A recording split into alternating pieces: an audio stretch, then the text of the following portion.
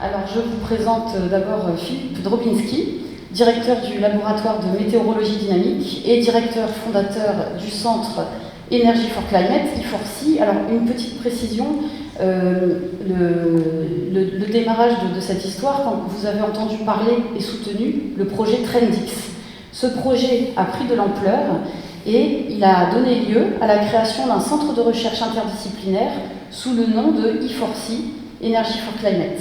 Merci Philippe d'être là parmi nous ce soir pour nous en parler. Est-ce que vous pouvez nous expliquer un peu ce que c'est que ce projet Trendix/I4C? Bonsoir à tous. Energy for Climate, c'est effectivement le résultat de l'incubation de Trendix, donc qui était un programme de recherche interdisciplinaire.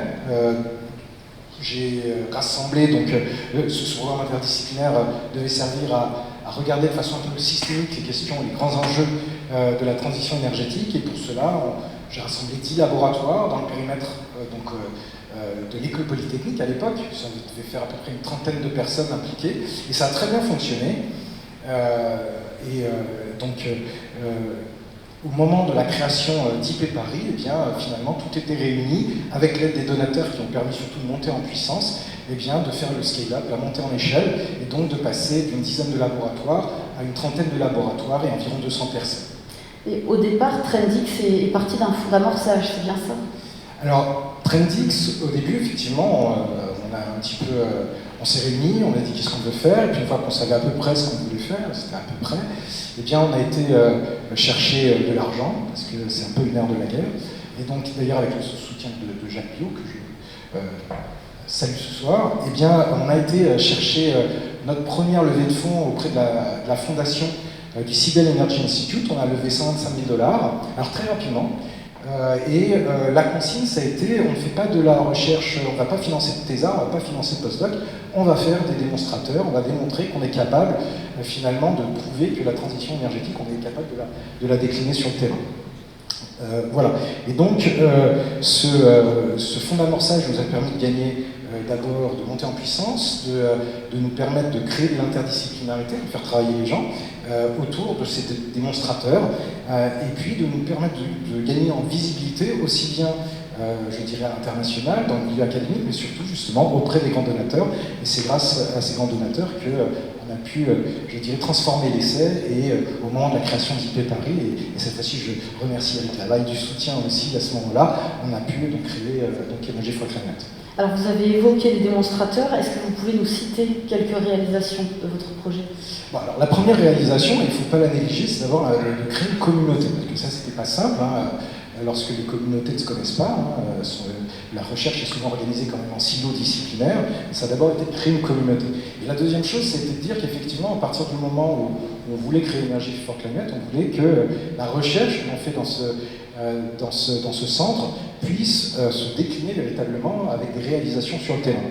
Donc on a réalisé, et que ces réalisations sur le terrain d'ailleurs, non seulement sortent des laboratoires de recherche, mais aussi de l'incubateur, les DRAX, mais qu'en plus elles servent la formation, parce que la formation par l'expérimentation, c'est ce qui permet de créer des vocations, ça c'est clair. Alors, les démonstrateurs, c'est 3 types de démonstrateurs. D'abord, des modèles numériques pour faire de la prospective sur la transition énergétique, pour essayer de trouver le mix de demain qui nous permettra de rester dans l'accord de Paris. La deuxième chose, c'est de créer des smart buildings, des smart grids intelligents qui font... qui permettent on va dire, de réduire notre empreinte carbone. Et puis, le troisième axe, c'est de créer un centre de données qui a ouvert d'ailleurs en juillet, qui s'appelle I4C Data Hub, et qui permet de mettre à disposition d'une communauté, aussi bien académique qu'extérieure ou non académique, des données pour travailler sur les questions de transition énergétique. Alors vous avez commencé un peu à expliquer le bâtiment intelligent, est-ce que vous pouvez nous en dire plus, et puis peut-être parler aussi de votre modèle Climat Énergie? Alors, un bâtiment intelligent, un bâtiment en soi, ça nous abrite, c'est pas très intelligent, puis si on veut qu'il rentre de l'intelligence, on va lui mettre... D'abord, on va lui permettre de faire de la production autonome d'énergie. Donc, on va, par exemple, lui mettre des panneaux solaires, ce qui est le cas du DRAX. Le DRAX, entre sa création et maintenant, il est devenu intelligent il y a quelques mois, je tiens à le signaler. Et donc, on a mis des panneaux solaires sur le toit.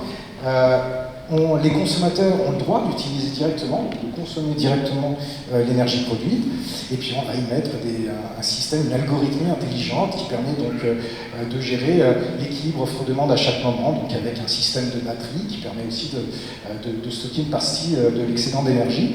Une des spécificités aussi de ce démonstrateur, alors je parle du Dry-X, mais il y en a d'autres, c'est d'avoir aussi de la mobilité électrique associée, puisqu'on a un véhicule en autopartage et en charge et décharge qui à la fois peut fournir de l'électricité au bâtiment, mais aussi bien en consommer pour se charger. Donc on a 3 bâtiments intelligents, 2 tertiaires, qui sont donc 2 à usage tertiaire, qui sont le Dry-X et l'Observatoire du climat qui s'appelle le CIRTA, qui a aussi une composante Smart Grid.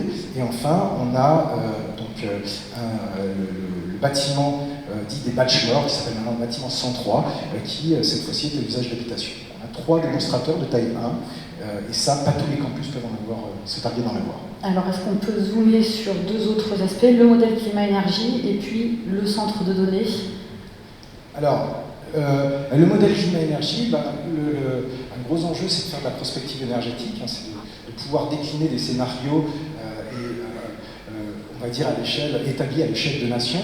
Et le gros enjeu pour nous, c'est d'être capable finalement de territorialiser les grandes stratégies nationales bas carbone, par exemple. Or, il n'y a pas d'outils qui existent à l'heure actuelle pour être capable de mettre en cohérence une déclinaison territoriale, ce sont les territoires qui sont beaucoup maintenant en charge de la transition énergétique, donc d'être capable de mettre en cohérence une stratégie nationale avec une déclinaison territoriale. Donc on a développé un modèle climat-énergie intégré qui permet de tenir compte de toutes les échelles à la fois spatiales et temporelles, et donc de pouvoir réaliser des mix régionaux, enfin d'être capable de dire où est-ce qu'en gros il faut installer les éoliennes, le PV et autres systèmes de production énergétique.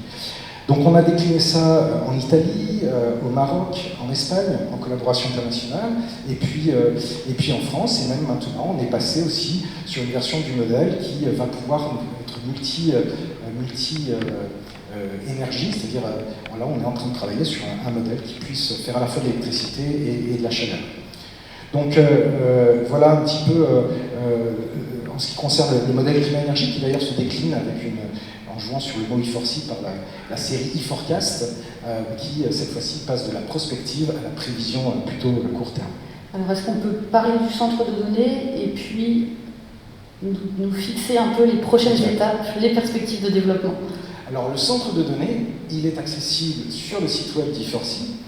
Il vient de sortir, hein, on a les premiers projets, donc c'est un fonctionnement par projet, mais le E4C Data Hub, c'est un centre de données et c'est un centre de service, c'est-à-dire qu'il va fournir de façon un accès facile à des données climat, énergie, économie, etc. Et fournir un service à la fois aux producteurs et aux utilisateurs, c'est-à-dire mise à disposition, contrôle de qualité, appairage de données. Donc on va créer des datasets spécifiques pour les utilisateurs, et puis aussi il est capable de mettre en production des algorithmes de traitement pour faire donc de la science des données, de l'intelligence artificielle pour, je dirais, optimiser les solutions. Donc ça c'est pour le E4C Data Hub. Maintenant les grands axes, finalement on voit bien que grâce justement à l'argent des donateurs, on voit bien que le volet bâtiment intelligent, Smart Grid est devenu un axe prépondérant sur lequel vraiment E4C peut devenir un acteur, je dirais, positionner l'école polytechnique et IP Paris sur la carte des grands campus internationaux qui travaillent sur la transition énergétique. Donc, une des grandes pistes, c'est de continuer dans l'axe de ces smart grids, avec en particulier l'amélioration des systèmes de gestion, par exemple avec du contrôle prédictif de ces smart grids, et d'autre part, travailler sur des smart grids dans un environnement rural et agricole, qui est un secteur sur lequel il y a beaucoup à faire et beaucoup de demandes. Donc là, on travaille en particulier avec le Maroc sur ces questions-là. Et puis, le deuxième axe, c'est de ne pas faire que de l'électricité. Un des axes d'énergie for climate, c'est aussi de faire de la séquestration carbone, et donc de travailler sur tout ce qui est captation, valorisation du CO2 pour réduire notre empreinte carbone. Merci beaucoup Philippe Drobinski pour ce large panorama sur E4C. Alors je me tourne à présent vers vous, Jean-Christophe Chanteloup. Merci d'être parmi nous ce soir. Vous êtes chercheur CNRS au laboratoire pour l'utilisation des lasers intenses et porteur du projet XCAN. Est-ce que vous pouvez nous présenter ce projet en quelques mots? Merci. Bonsoir à tous. Oui, le X-Scan, c'est un ambitieux projet laser qui repose sur une architecture révolutionnaire qui a été proposée par Gérard Limbourou, prix Nobel de physique en 2018, et qui a été initié ici à l'école par Jacques Biot dans les années 2015-2016. Ce projet, il ambitionne d'adresser un des points durs historiques en physique des lasers. C'est la quête, qui sera probablement jamais assouvie, d'énergie et de puissance. Donc les physiciens en fait, explorent des hypothèses, mettent en place des systèmes expérimentaux pour les besoins de l'industrie et d'autres scientifiques, notamment ceux qui travaillent sur l'interaction laser-matière. Et donc, comme illustré sur l'écran dans quelques secondes, la solution mise en œuvre a consisté en fait à étudier la faisabilité de la combinaison cohérente de plusieurs dizaines de faisceaux laser, donc là en l'occurrence il y en a 61, en un laser unique très très intense. Alors en quoi les financements de la campagne ont contribué au projet X-Scan? Alors l'apport de la campagne fut décisif avec environ 40% du total de la somme dépensée à ce jour. J'ai pu notamment monter une équipe assez rapidement avec 4 ingénieurs de l'école et puis 3 associés à 3 ingénieurs de Thales. Thales est partenaire de ce programme. Et ainsi, à partir de 2015, on a pu commencer à intégrer un système laser, on a démontré la viabilité de la combinaison cohérente avec une efficacité de l'ordre de 50% et un fonctionnement en régime kilowatt, et puis donc avec des impulsions très très courtes, on parle d'impulsions F2 secondes. Et les prochaines étapes maintenant pour X-Scan? Alors, comme souvent en science, au-delà de l'objectif initial qui s'avère avoir été atteint ici, là, ce sont souvent les nouvelles portes qu'on en trouve qui s'avèrent les plus réjouissantes. Et en l'occurrence, X-Scan a permis d'ouvrir ce qu'on appelle l'ère digitale. Donc ce nouveau type de laser, il est digital en ce sens, comme on a pu le voir tout à l'heure, que chacun des petits points lumineux correspond à un pixel laser dont on peut contrôler individuellement toutes les propriétés intrinsèques en temps réel. Et ainsi, en fait, on a permis d'ouvrir avec X-Scan un nouveau paradigme dans le domaine de l'architecture laser. Alors, notre plan de travail pour les années à venir, il va se focaliser sur la phase applicative et élargir autant que possible le champ applicatif, notamment en gagnant un facteur 10 sur l'intensité. Ça, on va le faire en divisant par 10 la durée des impulsions, en passant à énergie constante, en passant de 300 femto à 30 femto, on va gagner un facteur 10 sur l'intensité. Et aussi, on a comme ambition d'atteindre un jalon d'efficacité de 80% par rapport aux 50% atteints actuellement. Et ça, c'est quelque chose qu'on va faire en lien avec le CNES et la DGA. Merci Jean-Christophe Chantelou pour cette présentation passionnante. Merci à tous les deux.